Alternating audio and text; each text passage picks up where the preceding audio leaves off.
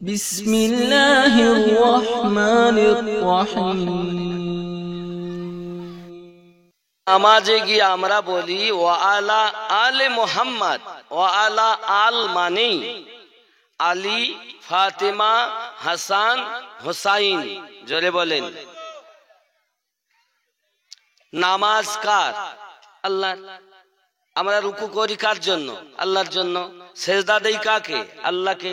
কোরআন তেলাওয়াত করি আল্লাহর জন্য। সূরা কেরাত করি আল্লাহ পাকের জন্য, নাকি বলেন? কিন্তু সেই নামাজে আহলে বায়াতের স্মরণ। আপনারা নামাজ পড়তে গেছেন, জুমার নামাজ গত পরশুদিন, নাকি? এখন আপনারা নামাজে গিয়ে দেখবেন খুতবাতে ইমাম সাহেবরা খুতবা দেন, প্রতি জুমাতে সানি খুতবা হয় না বাবা? হয় কি হয় না? খুতবাতে কি পান? সিদ্দিক আকবর রাদিয়াল্লাহু তাআলা আনহুর নাম, ফারুক আজম রাদিয়াল্লাহু তাআলা আনহুর নাম, উসমান জিন নুরাইন রাদিয়াল্লাহু তাআলা আনহুর নাম, মাওলা আলী পাকের নাম, হাসান পাকের নাম, হুসাইন পাকের নাম পান না নাকি? খুতবাও আহলে বায়াত ছাড়া হয়? কথা বলেন।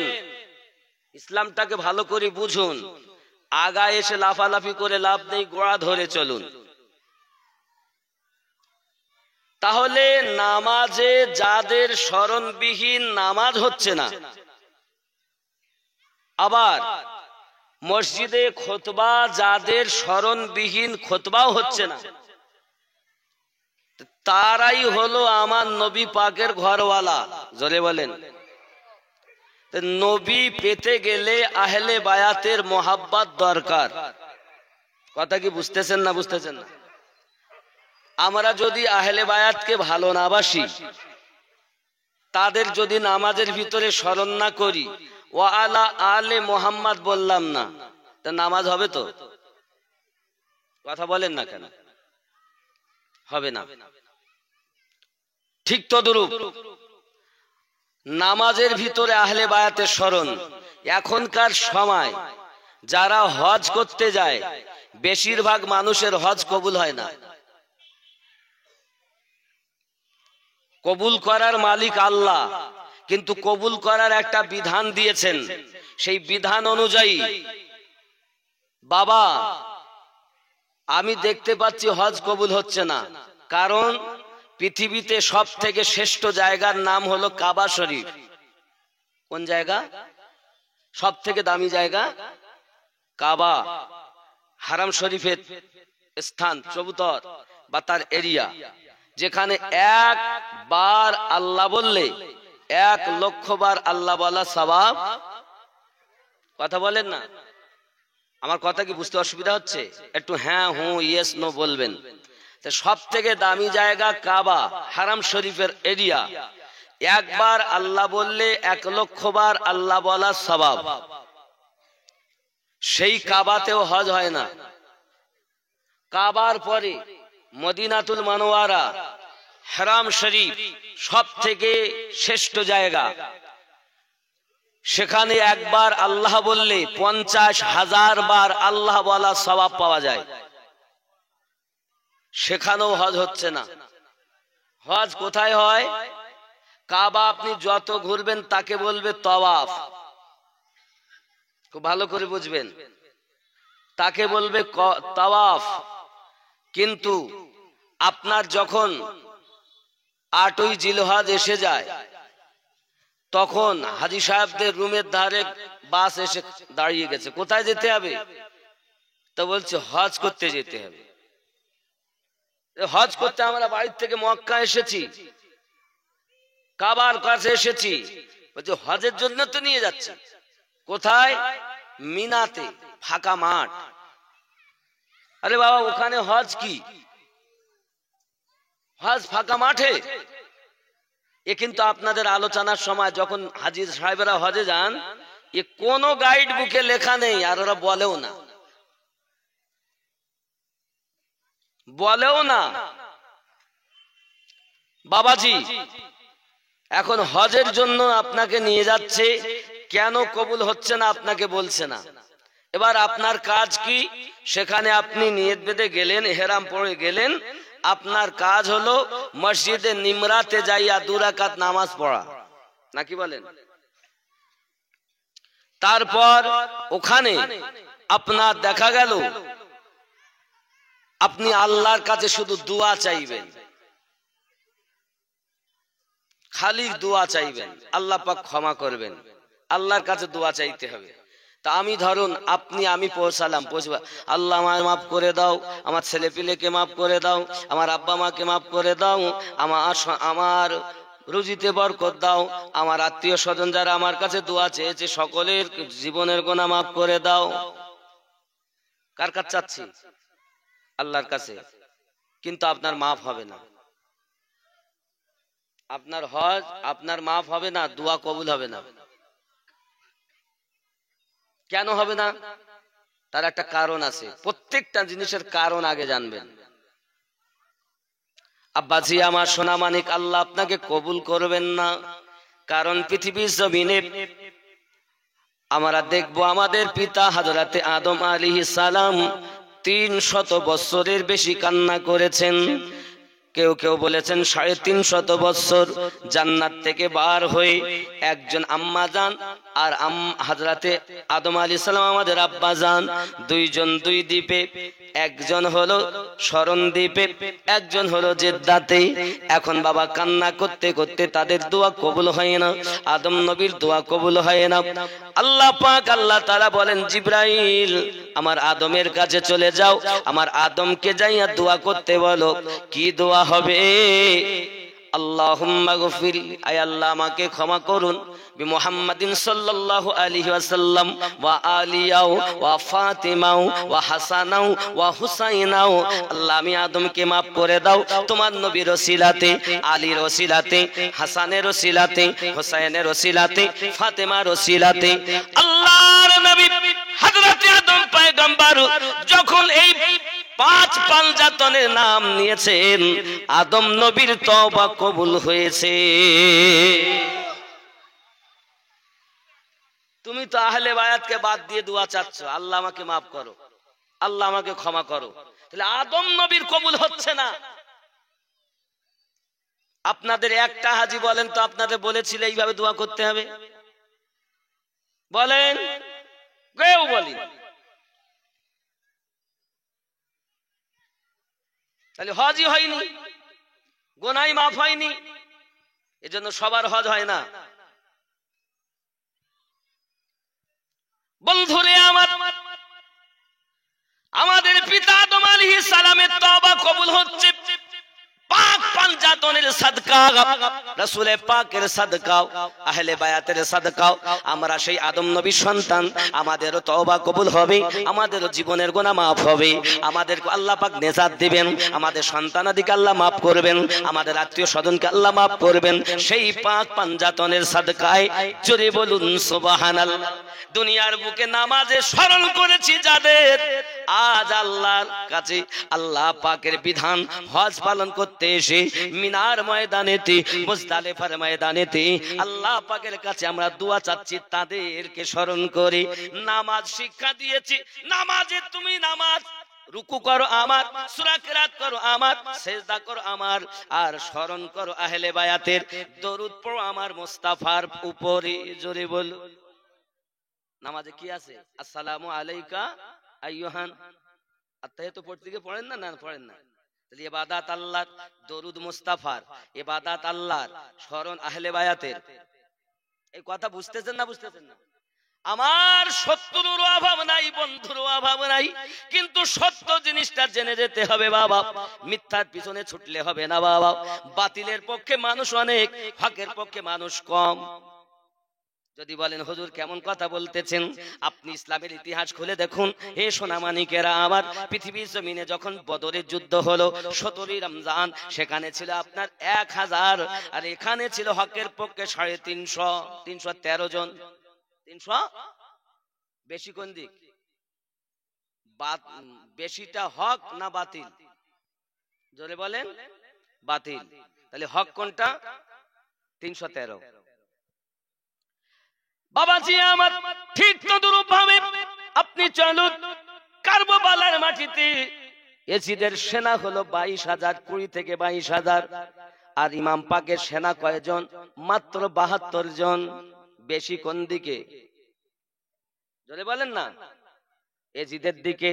আচ্ছা, বেশিওয়ালা হক না বাতিল? আর কমওয়ালা? পৃথিবীর জমিনে ইমাম মেহেদী আলাইহিস সালাম যখন আগমন করবেন, ওনার সঙ্গে থাকবে 313 জন। ওরে আমার সোনামানিকেরা, লক্ষ লক্ষ মানুষ যেদিকে থাকবে, এটা হলো বাতিলের দল, আর 313 এটা হলো হকের দল। কথা বুঝতে পারছেন আমার আব্বাজি, আমার সোনামানিকেরা? তাহলে ইবাদত হলো খোদার, সেই ইবাদতে স্মরণ হলো মুস্তাফা, দরুদ হলো মুস্তাফার, ইবাদত হলো খোদার, স্মরণ হলো আহলে বায়াতের। আমার সোনামানিকেরা, ঠিক হজ করতে গেলেন, হজের মাধ্যমেও আপনার কিনা যেতে হচ্ছে কোথায়? মিনা ও মুজদালিফাতে। আব্বাজি আমার, পৃথিবীতে আপনি নামাজ পড়ার জন্য পাগল হয়েছেন, আর ওখানে আপনার যোহর আর আসর একসঙ্গে আদায় করতে হবে। ও যোহর আর আসর আদায় করে নেওয়ার পরে আপনাকে মাগরিবের নামাজ ইচ্ছা করে কাদা করতে হবে। আপনি যদি কাদা না করেন, আপনার হজ হবে না। হ্যাঁ গো, ঠিক বলছি না ভুল বলছি? মিল্লাত ইসলামিয়া যারা সেই মিনার মাটিতে আদম নবীর দোয়া যেখানে কবুল হয়, একটি পাথর দিয়ে নিশানা করা আছে। আমি আমিনুদ্দিনও চোখে দেখে এসেছি বাবা। ওই জায়গাতে দেখা যায় সোনামানিকেরা আমার, আপনিও যদি ঠিক আপনার পিতা, আমার পিতা, সারা জাহানের পিতা আদম নবীর অনুসরণে ওইভাবেই যদি আমরা দোয়া করতে পারি, তবেই হবে দোয়া কবুল। বোঝা যাচ্ছে? আব্বাজি আমার, চলুন আমি আরো একটুখানি খুলে বুঝাই। আব্বা আমার, ওখান থেকে আপনি গেলেন, আপনি যখন মক্কাতে পৌঁছালেন, মক্কায় পৌঁছানোর পরে ইহরাম বেঁধে আপনি ঢুকেছেন। ইহরাম বেঁধে আপনার কিনা ওই ইহরাম বাঁধার পরে আপনার খানায় কাবা তওয়াফ করতে হবে। 7 চক্কর 4টি কোণাতে আপনাকে এমনি করে দেখা যাবে। 2 রকম ভাবে আপনাকে করতে হবে, দোয়া পড়তে হবে। ওখান থেকে এসে 7 চক্কর দিলেন, দেওয়ার পরে ঠিক আপনার মাকাম ইব্রাহিমের দিকে মুখ করে আপনার করতে হবে কি? 2 রাকাত নামাজ পড়তে হবে, জমজমের পানি পান করতে হবে, সাফা আর মারওয়া 7 বার সাই করতে হবে। তারপরে আপনাকে নাড়া হতে হবে। মহিলা যদি হন, চুলের 1 ইঞ্চি পরিমাণ অন্তত কেটে ফেলতে হবে। আর পুরুষ হলে আপনাকে নাড়া হতে হবে। হলো আপনার একটি ওমরা। যদি মনে করেন আমি দ্বিতীয় ওমরা করব, তাহলে আপনার জন্য প্রয়োজন হলো আবার মসজিদে আয়েশাতে যেতে হবে। বাবা আমার, আপনি তো বলছেন মসজিদে আয়েশাতে যাব, আপনি জানেন মসজিদে আয়েশার হাকিকাতটা কি? মসজিদে আয়েশার হাকিকাত হলো এটা, প্রত্যেক হাজীকে যেতে হয় সেখানে, আবার নতুন করে ইহরাম বেঁধে 2 রাকাত নামাজ ইহরামের নিয়ত করে নামাজ আদায় করি। আব্বাজি আবার যেতে হয়, কাবা তওয়াফ করার জন্য। যতবার আপনি তওয়াফ করবেন, উমরা করবেন, ততবার আপনাকে যেতে হবে মসজিদে আয়েশাতে। আমার সোনা মানিকেরা, কেন জানেন? আমার আহলে বায়াতের ভিতরে ইমাম হুসাইন পাক রাদিয়াল্লাহু তাআলা আনহু যখন আপনার মদিনা ছেড়ে দিলেন, এবার যখন আপনার মক্কা মুকাররমায় পৌঁছে গেলেন, দুশমনের দলেরা ইহরাম বাঁধা অবস্থাতে ইহরামের কাপড়ের ভিতরে ছুরি লুকিয়ে রেখেছে, ইমাম হোসেনকে শহীদ করে দেবে। ইমাম হোসেন পাক যখন বুঝতে পারলেন, সঙ্গে সঙ্গে কাবাতে আপনার কিনা ছেড়ে দিয়ে উনি আপনার কারবালার পথে রওনা দিয়েছেন। কারবালার পথে রওনা দিতে গিয়ে ওই জায়গাতে অবস্থান করেছিলেন যে জায়গাতে এখন মসজিদে আয়েশা নির্মিত হয়েছে। বাবাজি, নবী পাক বিধান করে দিলেন, হজের বিধান হয়ে গেল, উমরার বিধান হয়ে গেল। যেখানে হোসেন পাক যাইয়া অবস্থান করেছে, ওই অবস্থান জায়গাতে যাইয়া তুমি 2 রাকাত ইহরামের নিয়ত করে নামাজ আদায় করো। তারপরে আবার কাবাতে যাও, তাও ঠিক অনুরূপ ভাবে আবার তওয়াফ করো, নামাজ পড়ো, পানি পান করো, তওয়াফ করো, আর একটা উমরা হবে। জোরে বলো। তাহলে আহলে বায়াত বিহীন উমরা নাই, আহলে বায়াত বিহীন হজ নাই, আহলে বায়াত বিহীন নামাজ নাই, আহলে বায়াত বিহীন খুতবাও নাই। ভুল বলছি না ঠিক বলছি? কথা বলেন না কেন? আব্বাজি আমার সোনামানিকেরা, চলুন আমরা স্পষ্ট বুঝতে পেরেছি এখন নবী পাককে পেতে গেলে আহলে বায়াতের প্রয়োজন আছে। এখন ওই আহলে বায়াত থেকে আমরা পৃথিবীর জমিনে নবী পাবো কেমনে? ওরে আমার সোনামানিক, আমরা তো নবী চোখে দেখি নাই, রাসূলে পাকের আহলে বায়াতকেও চোখে দেখি নাই, তবে আমার নবী পাক সাল্লাল্লাহু আলাইহি ওয়াসাল্লাম বলে গেলেন আমার আহলে বায়াত থেকে আমার পরে পৃথিবীর জমিনে ইসলামের ভিতরে 12 জন ইমাম হবে। 12 জন ইমাম হবে, যার আব্বাল হলো মাওলা আলী, যার শেষ হলো হযরতে ইমাম মেহেদী। ভালো করে বলতে সঠিক পথটা দেখাচ্ছি আপনাদের। মানা না মানা আপনার ব্যাপার, মানা না মানা আপনার ব্যাপার, দেখানো কাজ আমার। যার আব্বাল এবং প্রত্যেকেই কুরাইশ বংশে হবে, প্রত্যেকেই রাসূল করিম বলেন হাদিস শরীফের মধ্যে 12 জন ইমাম হবে, প্রত্যেকেই কুরাইশ বংশে হবে। হে বাবাজি, আমার নবী পাক সাল্লাল্লাহু আলাইহি ওয়াসাল্লাম যে 1 নম্বরের কথা বললেন তার নাম হলো আলী। তার নাম কি? আলী। কাদের? আলী আমাদের না? জোরে বলেন না। না শিয়াদের? আলী কি শিয়াদের না আমাদের? খুব ভালো করে বুঝবেন আব্বাজি আমার। এখন বেশি বেশি যদি আলীর কথা বলা হয়, বেশি বেশি যদি আহলে বায়াতের কথা বলা হয়, তাহলে আপনাকে সহজে এক শ্রেণীর মানুষ বলে দেব শিয়া। বলেন মানে দুশ্মনী। আরে খেয়াল করেন আপনি, যাদের স্মরণবিহীন নামাজ হচ্ছে না, আজ তাদের আলোচনা করতে গেলেই শিয়া ফতোয়া দেয়। আমরা কি শিয়া? কথা বলেন না কেন? কাদের কথা আলোচনা করবে বেশি? যাদের কথা আল্লাহ নামাজেও বলেননি, নাকি হজের মধ্যেও বলেননি, উমরার মধ্যেও বলেননি। বাবা আমাদের তাদের আলোচনা করাটা খারাপ নয়, ভালো। তবে সব থেকে ভালো আহলে পাক হয়ে তারপরে তাদের আলোচনা করা ভালো, ঠিক কিনা? আমার বন্ধুরে, পৃথিবীর জমিনে আমরা নবী তো দেখতে পাই নাই। আল্লাহ পাক যাদেরকে নবুয়াত দিয়েছেন তারা হবে নবী, যাদেরকে নবুয়াত দেন তারা হবে নবী, আর যাদেরকে আল্লাহ বেলায়াত দিয়েছেন তারা হলো ওলি। তারা কি? বেলায়াতে। আচ্ছা, এখানে এই চেয়ারের উপরে একটা ছায়া দেখতে পাচ্ছেন? হ্যাঁ, দেখতে পাচ্ছেন না? বলুন এটা কিসের ছায়া? হাতের ছায়া। আচ্ছা, সত্য না মিথ্যা? ছায়াটা হাতের, সত্য না মিথ্যা? সত্য। আচ্ছা, ছায়াটা কি হাত? কিন্তু ছায়াটা যে হাতের এটা সত্য না? আবার ছায়াটাও যে হাত নয় এটাও কি সত্য নয়? কথা বলেন, সত্য না মিথ্যা? ছায়াটা হাত নয়, সত্য। আবার হাতের ওটা ছায়া, এটাও ঠিক। তদ্রূপ নবুয়াত বেলায়াত নয়, কিন্তু নবুয়াতের ছায়া হলো বেলায়াত। জোরে বলুন সুবহানাল্লাহ। আল্লাহ পাক নবুয়াত বন্ধ করেছেন, নবুয়াতের পরে আল্লাহ পাক বেলায়াত রেখেছেন। এই বেলায়াতে ওলি হবে, আর ওলিদের সম্রাট আল্লাহ পাক কোরআন শরীফে জানিয়েছেন সূরা আল মাইদা আয়াত নাম্বার 67। জোরে বলুন সুবহানাল্লাহ। আল্লাহুম্মা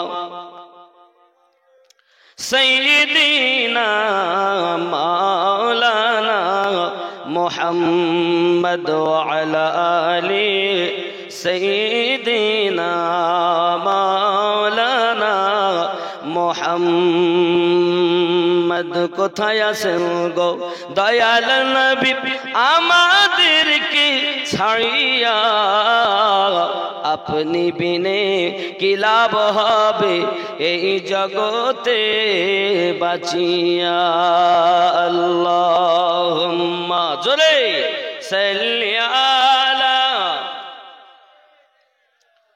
মাওলানা মুহাম্মদ ওয়া আলা আলি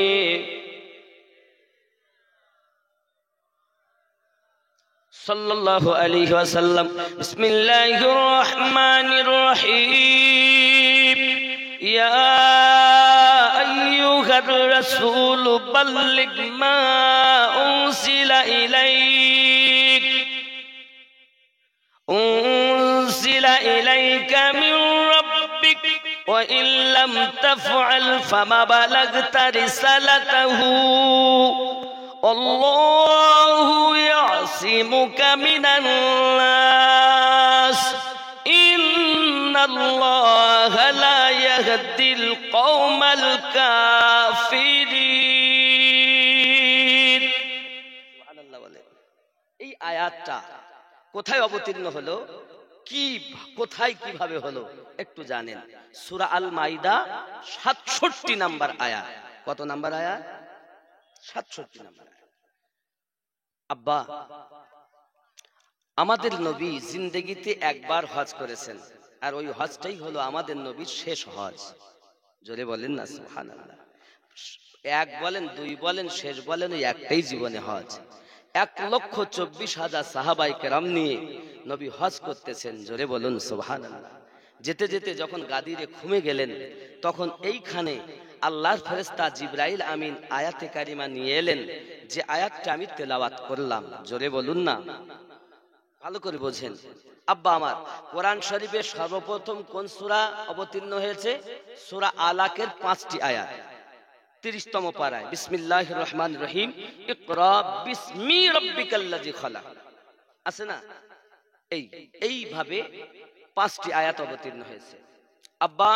আর সর্বশেষ আয়াত কোরআন শরীফের আকমালতু লাকুম দীনাকুম, এটা শেষ আয়াত। এই শেষ আয়াত অবতীর্ণ হওয়ার আগের আয়াত যেটা এখন পাঠ করলাম, মানে কোরআন এরপরে আর অবতীর্ণ হয়নি। এরপরে একটাই আয়াত নাজিল হয়েছে, আকমালতু লাকুম দীনাকুম। এরপরে আর কোন আয়াত নাজিল আয়াত আল্লাহ পাক পাঠাননি। এখানেই 300 আপনার কিনা 6666 আয়াত সমাপ্ত। এই 6666 আয়াতের মধ্যেও আবার মতভেদ আছে। কে বলেছেন 6242টি, বুঝতে পেরেছেন? মতভেদ আছে। আমভাবে প্রচলন আছে 6666 আয়াত। এই 3টে বর্ণনা আছে আয়াত সম্পর্কে। যাই হোক, এখন রাসূল করিম সাল্লাল্লাহু আলাইহি ওয়াসাল্লামের কাছে ফেরেশতা জিবরাইল আমিন আয়াত নিয়ে এলেন। নবী পাক আমার সঙ্গে সঙ্গে 1,24,000 সাহাবায়ে কেরামকে একত্রিত করে তিনি বললেন, সবাই দাঁড়াও। কেন? আল্লাহ পাক আয়াত নাজিল করেছেন, তোমাদেরকে বলবো। আমার নবী পাক সাল্লাল্লাহু আলাইহি ওয়াসাল্লাম আয়াত শোনালেন।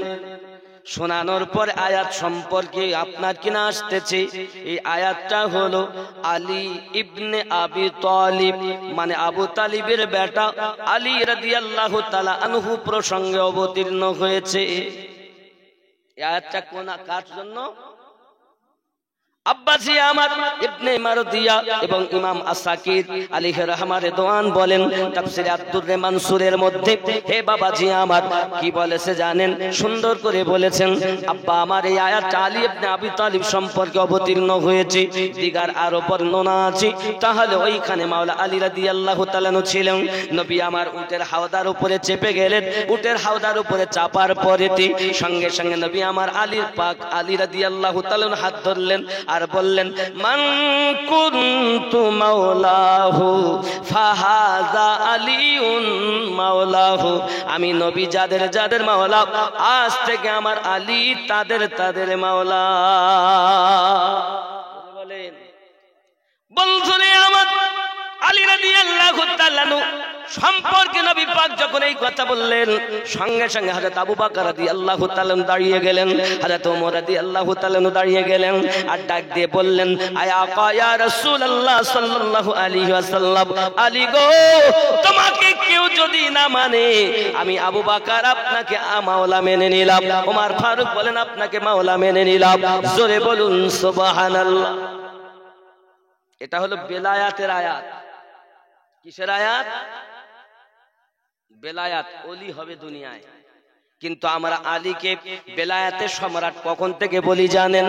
যেদিন থেকে কাবাতে জন্ম নিয়েছেন তিনি, সেদিন আমার নবী পাক সাল্লাল্লাহু আলাইহি সাল্লাম ছাড়াও কাউকে তিনি দেখেননি।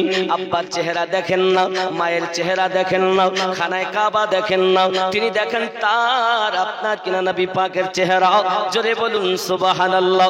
যেই নবীর চেহারা দেখেছেন আলী চোখ খুলে দিয়েছেন, জোরে বলুন। আমরা ওই দিন থেকে আলীর বেলায়াত মানি। আপনি তরিকত কটা জানেন? 4টি, কেউ বলেছেন 7টা, কেউ বলেছেন 9টা, কেউ বলেছেন 13টা। আর আমি এই তরিকত বেলায়াতে আসবো, ওলিদের আলোচনা করব, কিন্তু তার আমি গোড়া থেকে ধরে আসলাম। কথা বুঝতেছেন? আব্বাজি আমার সোনামানিকেরা, তরিকত আপনি যেগুলো বলতেছেন সোনামানিকেরা আমার, পৃথিবীর জমিনের সমস্ত তরিকতের সাজরা দেখুন। সাজরা মানে বসিরহাট হুজুরের পীর দাদা হুজুর, দাদা হুজুরের পীর হলো সুফি ফাতে আলী হুজুর, সুফি ফাতে আলী হুজুরের পীর হলো নূর মোহাম্মদ নিজামপুরী হুজুর। জোরে বলুন। এই যে ওনার পর উনি, ওনার পর উনি, ওনার পর ইনি, এনাকে এইটাকে বলা হয় সাজরা শরীফ। কি বলা হয়? জোরে বলেন না। সাজরা শরীফ। কথা বুঝতেছেন না?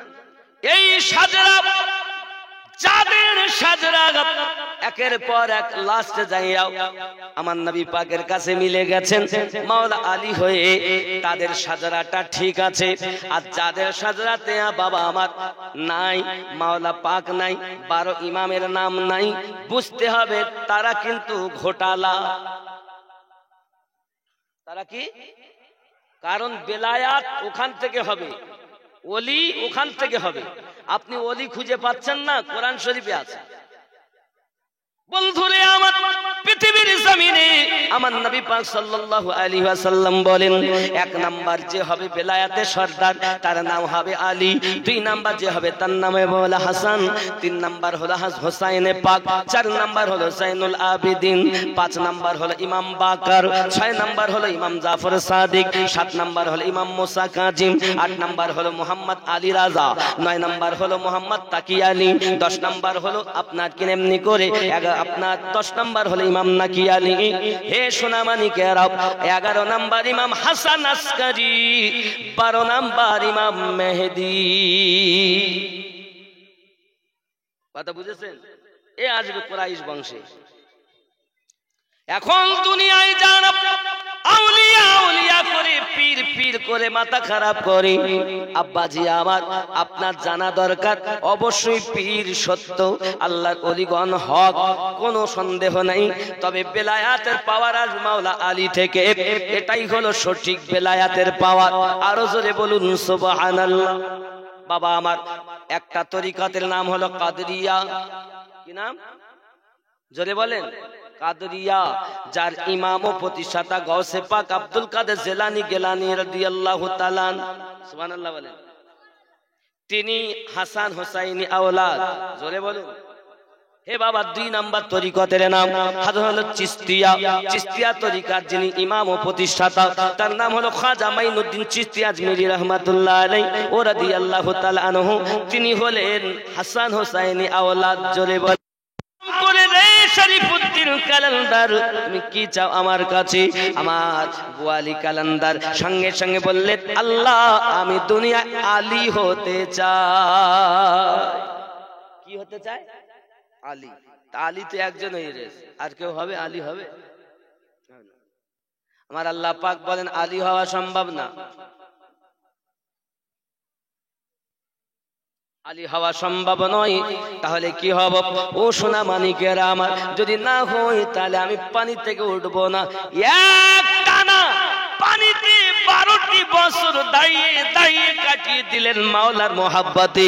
এরে আমার সোনা মানিকেরাও, আল্লাহর ওলিদের কার কেমন খেলা এ বোঝা বড় মুশকিল বাবা। সোনা মানিকেরা আমার পানিতে দাঁড়িয়ে রয়েছেন, পানির মাছেরা এসে, পানির জীবেরা এসে তার গায়ের গোস্ত গুলো ছিঁড়ে খেয়ে চলে যায়, তাও বুয়ালি কালান্দার একটু উহা করে না বাবা। আল্লাহর ইশকে মাতোয়ারা হয়ে আছি। জোরে বলুন সুবহানাল্লাহ। আব্বাজি আমার, এমনি করে আপনার বুয়ালি কালান্দার রহমাতুল্লাহ আলাইহি 12 বছর যখন হয়ে গেছে, 1 দিন না 12 বছর আল্লাহকে ডাকছে। কয় বছর? 12 বছর। আব্বা আমার সোনা মানিকেরা 12টি বছর উপর আমার আল্লাহ পাক আল্লাহ তাআলা বলেন পানি থেকে ওঠো গো শরীফউদ্দিন কালান্দার, তোমার দ্বারাতে আমি আল্লাহ অনেক কাজ নেব। সুবহানাল্লাহ। শরীফউদ্দিন কালান্দার বলেন আল্লাহ আমি উঠবো না, আমি আলী হতে চাই। তখন কি হলো জানেন? হঠাৎ করে দেখা গেল একজন ব্যক্তি এসে পানি থেকে ধরে তাকে উপরে তুলে দিয়েছে। ইনি তো আপনার দেখে গেছেন। কে গো আপনি? 12 বছর ধরে সাধনা করতেছি, 12 বছর ধরে তপস্যা করতেছি পানির ভিতরে দাঁড়িয়ে দাঁড়িয়ে, আজ আমাকে কেন তুই পানি থেকে উপরে তুলে দিলে? ডাক দিয়ে বলতেছে রে কে গো আপনি? উনি বলতেছেন আমার নাম হযরত আলী।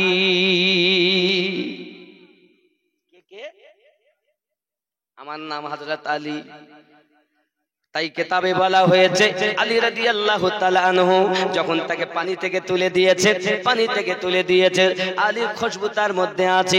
আল্লাহ বলেছিলেন আয় আমার শরীফউদ্দিন, আলী তো তোমাকে আমি বানাতে পারবো না, আলী একজনকে বানিয়ে দিয়েছি, এখন তোমাকে আমি আলীর সুঘ্রাণ তোমার মধ্যে দেব। সেইখান থেকে নাম হয়ে গেল বু আলী কালান্দার। জোরে বলুন সুবহান। আব্বাজি আমার সোনা মানিকেরা হযরতে বু আলী কালান্দার রাহমাতুল্লাহ আলাইহি পানিপথের মাটিতে শুয়ে আছেন। কিতাবের মধ্যে পাওয়া যায় বাবা, তার দাস্তানের মধ্যে পাওয়া যায়, তার জীবনীর মধ্যে পাওয়া যায়। আল্লাহ পাকের এত বড় নেয়ামত প্রাপ্ত আল্লাহর ওলি বান্দা ছিলেন বাবা। সোনা মানিকেরা আবার মনে করুন আমি আপনাদের বোঝাই, যদি মাছে হাঙর পাঙলে কামড়ায় কষ্ট হবে না? বুঝতে পারবে কিনা? জিজ্ঞাসা করো না কেন আলীর কাছে। আলী তীরটা যখন বার করেছিল কিছু বুঝতে পেরেছিলেন? বলে আমার কোনো খবর নাই। আর তুমি কি করো? নামাজের ভিতরে তোমায় মশায় কামড় দিলে, মশা তুমি আগে মারো, বড় হুজুর সেজেছো না চোর কোথাকার। অমন ভক্তি ভরে মুর্শিদ ধরে করো সাধনা। পীর ধরো, যে পীর আল্লাহওয়ালা এরাই হলো খাঁটি পীর। মন ভক্তি ভরে মুর্শিদ ধরে ওগো করো সাধনা, সঠিক পথের পাবে সন্ধান, হেলা করো না। মন ভক্তি ভরে মুর্শিদ ধরে ওগো করো সাধনা, ফুলের মধ্যে মধু আসে ওরে গোবরে কি তার টের পেয়েছে রে। ফুলের মধ্যে ছন্দ শুনে শুধু গজল বললে হবে না, ভাব বুঝতে হবে। ফুলের মধ্যে মধু আসে ওরে গোবরে পোকা কি তার টের পেয়েছে। কেবল মৌমাছি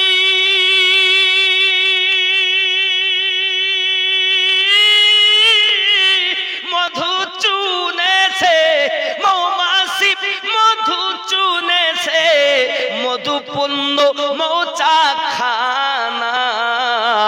মন ভক্তি ভরে মুর্শিদ ধরে করো সাধনা।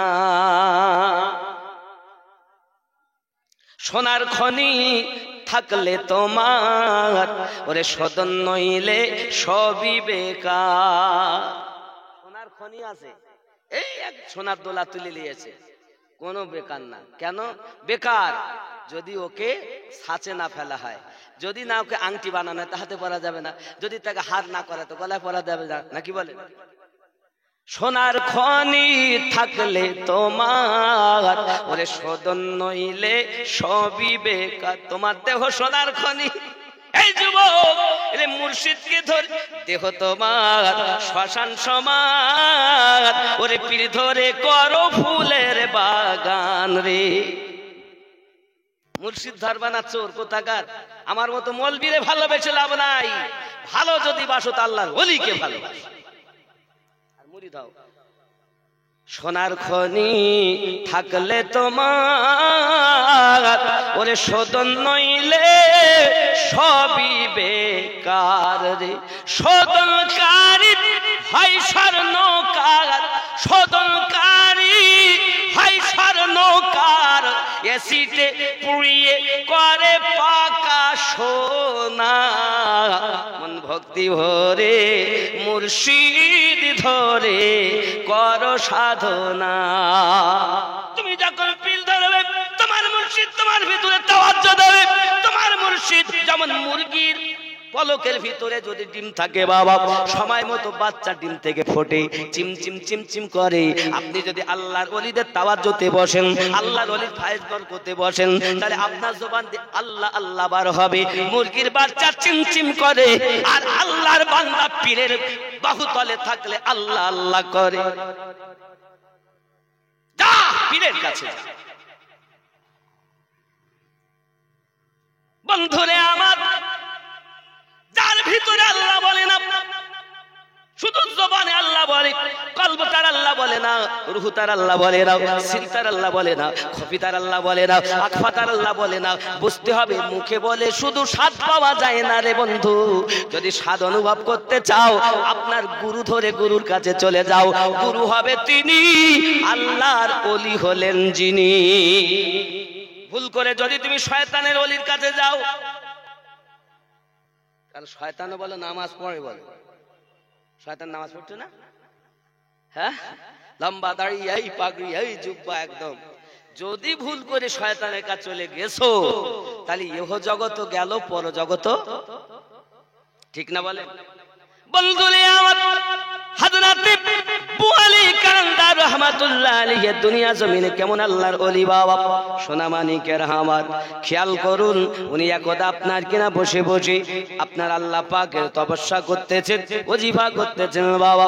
হঠাৎ একদল আপনার বরযাত্রী চলে যাচ্ছে, ওইখান থেকে আপনার রওনা দিয়েছে। হযরত শাহ বুয়ালি কালান্দার রাহমাতুল্লাহ আলাইহির এক তাওয়াজ্জুতে বরযাত্রী গায়েব হয়ে গেল। জোরে বলেন। ওলিদের ক্ষমতা দেখেন, আপনি কল্পনায় আনতে পারবেন না হয় কি করে। আল্লাহ ক্ষমতা দিলে হয়। গৌসে আজমের কাছে চোর গেছে চুরি করতে, হুজুর আমার তাকালেন আর আল্লাহর ওলি বানিয়ে দিলেন, তাই না? শোনেননি নাকি? বলেছি তো আমি এর আগে অনেকবার বলেছি। আব্বাজি আমার সোনা মানিকের, হযরত গাউসে আজম চোরকে ওলি বানাতে পারেন। নবী পাকের কাছে যদি কেউ গেছেন, আবু বকর গেছেন, নবী সিদ্দিক বানিয়ে দিয়েছেন। ওমর গেছেন, ফারুক আজম বানিয়ে দিয়েছেন। উসমান গেছেন, জিন্নুরাইন হয়ে গেছেন। হযরত আলী গেছেন, হায়দারে কাররার হয়ে গেছেন। বেলাল গেছেন, শ্রেষ্ঠ মুয়াজ্জিন হয়ে গেছেন। জাহান্নামী গেছেন, জান্নাতি হয়ে গেছেন। আদনা গেছে, আলা হয়ে গেছেন। আমার আল্লাহ পাকের দেওয়া ক্ষমতা নবী পাকের প্রতি, নবীও বানিয়ে দিতেছেন। আল্লাহর ওলি গাউসে আজম চোরকে কুতুব বানিয়ে দিতেছে। জোরে বলুন সুবহানাল্লাহ। পারে না আল্লাহর ওলিরা? পারে না দিতে? আল্লাহর ওলিরা পারে, শয়তানের ওলিরা পারে না। কিন্তু এখনকার সমাজে যে আয়াতগুলো আল্লাহ শয়তানের আউলিয়াদের সম্পর্কে আলোচনা করেছেন, মূর্তিদের সম্পর্কে আলোচনা করেছেন, সেই আয়াতগুলো সমাজে তুলে আল্লাহর ওলিদের বদনাম করছে। আল্লাহর ওলি মানে আল্লাহর বন্ধু, আর আল্লাহর বন্ধু যখন এলো তো সমস্ত কিছু দূরে চলে গেল। একদম তারা আল্লাহর সঙ্গে সম্পর্ক এটাই মেনে নিতে হবে, ঠিক কিনা বলে? বন্ধুরে আমার, বলি কালান্দার হুজুর আপনার তপস্যায় আছেন।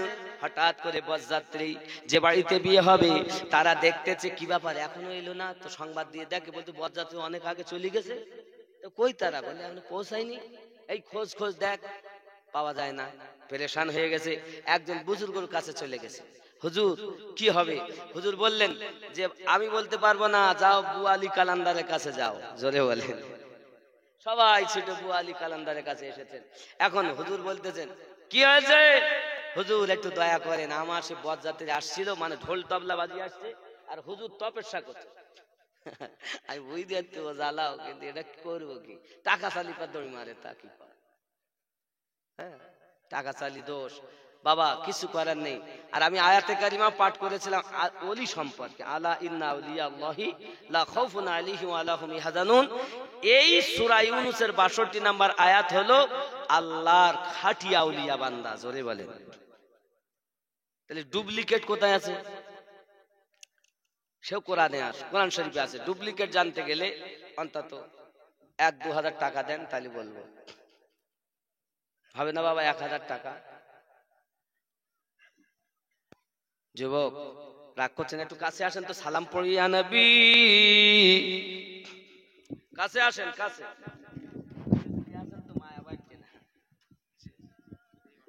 মোহব্বতে ইয়া নবী সালাম, আয়া রাসূল সালাম, ইয়া হাবিব। একটু কাছে আসেন না বাবা, একটু আগে আসুন বাপ, একটু কাছে আসুন, কাছে আসুন। শোনা আমার মানিক আমার, ভিতরে আসুন, ভিতরে আসুন।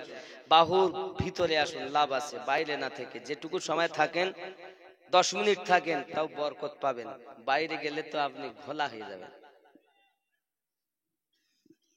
দরদি গো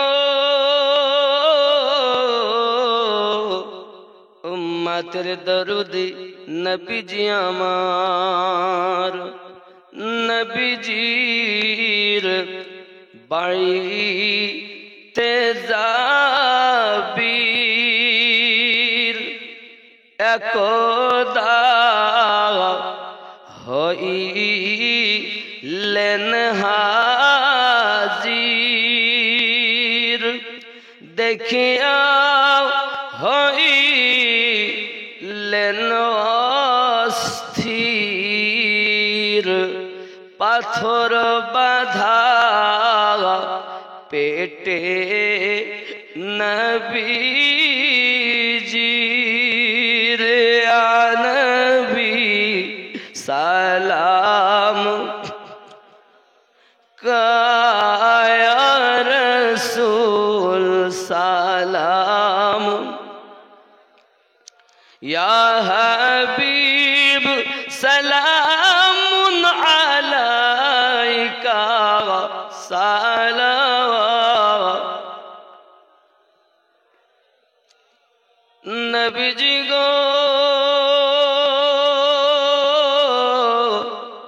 ওগো উম্মতের দরদি নবীজি আমার, তুমি যে ঘুমাও না রাতে, দেখা দাও আশিকদের সাথে, ডেকে নাও তোমার রওজাতে, দরুদ সালাম দিতে, আ নবী ইয়া রাসূল ইয়া হাবিব সালাম, সালাওয়াতুল্লাহি আলাইহি, ইয়া রাব্বি সাল্লিম সাল্লিম দাইমান আবাদা।